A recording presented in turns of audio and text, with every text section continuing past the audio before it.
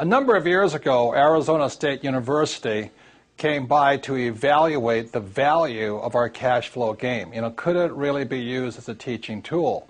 And thank God they found out it was a great tool. They evaluated students who were in the MBA program, and could the cash flow game enhance their knowledge of business, investing, and finance and things like that?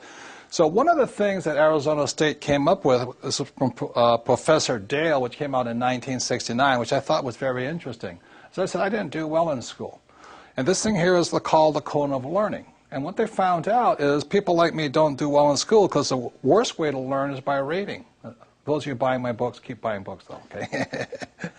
So I didn't do well in school because I'm a very poor reader. The second worst way of learning is hearing words or lecture.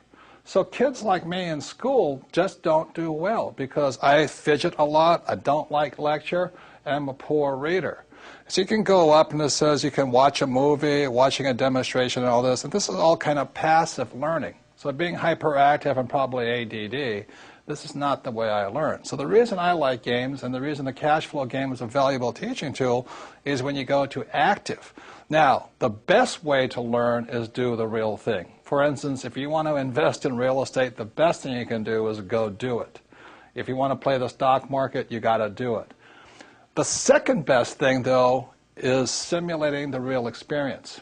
And what Arizona State found was the cash flow game was as close to a simulation of the real thing, which is why I say the game was designed for you to play over and over and over again, to make mistakes, to learn, to correct, to adjust your brain. So that's why I love games, and I'm really glad to find out way back in 1969, Professor Dale found out the same thing I already knew, that by playing games and having fun is one of the best ways you can learn. So if you didn't do well in school or not, just by playing the game, you get smarter and smarter, you learn the vocabulary, learn how numbers work and all this. So this is a big part of the Rich Dad experience. Once you understand the game in our books, then we have Rich Dad's coaching, we have Rich Dad's education, we have medium and advanced seminars. But once you're ready to move on, when you feel confident in your ability to learn. So after you've done that, then you go do the real thing. So the reason most people get hammered on the real market out there is because they jump in, they have no experience, they do the real thing, and they lose all their money, and they wonder what happens. Then they turn their money over to somebody they pay to lose their money.